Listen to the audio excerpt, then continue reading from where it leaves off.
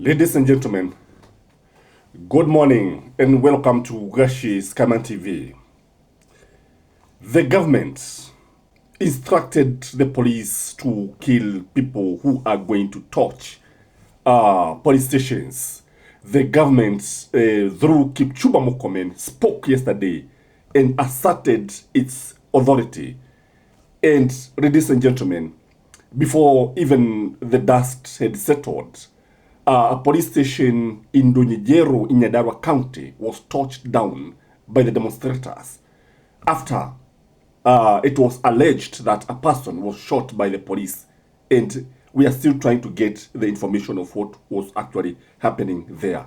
Ladies and gentlemen, when I look at the demonstrations that happened on June 25th, I want to make a number of observations. Number one, we cannot deny the fact that there was massive destruction of properties. Properties of unknown value was destroyed. Government institutions were torched. In Kikuyu, you saw what happened.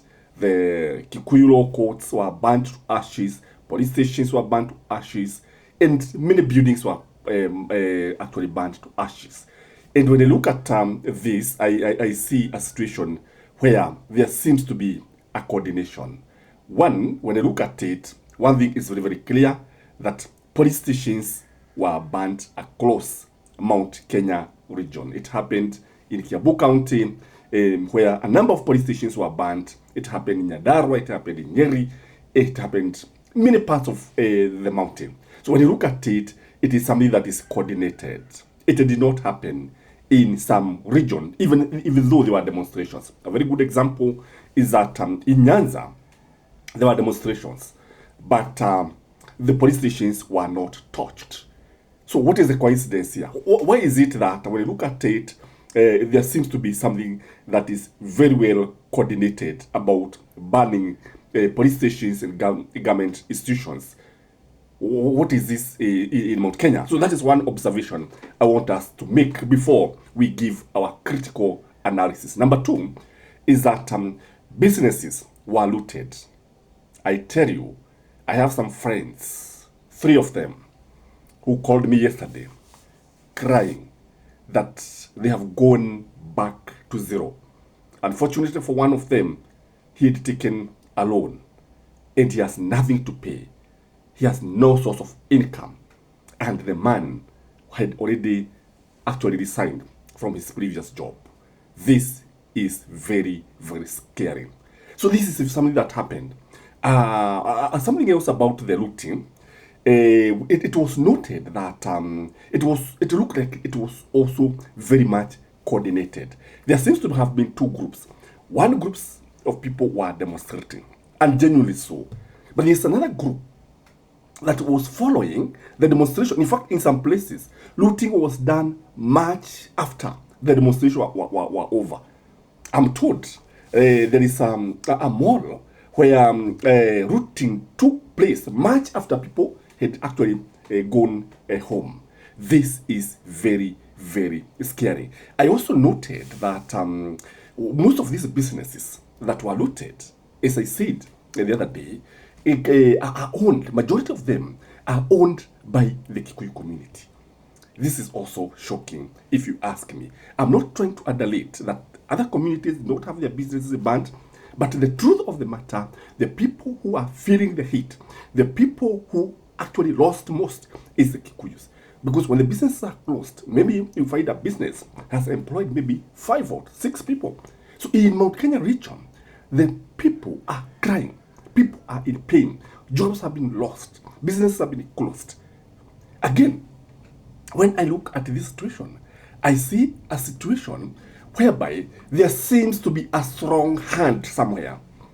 A hand that is coordinating these activities. Destruction of properties, looting of businesses. And when I look at it, because it is the Kikuyus who are actually feeling the heat most, somebody is pushing a narrative.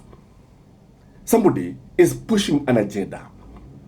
And let me ask you, if the Kikuyu businesses are very, very angry because their businesses were banned, whom are they going to blame? Are they going to blame William Samoei Ruto? Are they going to blame the demonstrators? Are they going to blame the opposition? But I noted that the government is trying to blame Rigathi Gachagua. In Parliament, Junet Muhammad actually said that the person who should be blamed is Rigathi Gachagua. And I'm trying to see what Gachagua said, because Gachagua also, when he was speaking, he was actually trying to blame Raila Amolo Odinga. And I think Gachagua is falling into the trap. When he started blaming Raila Amolo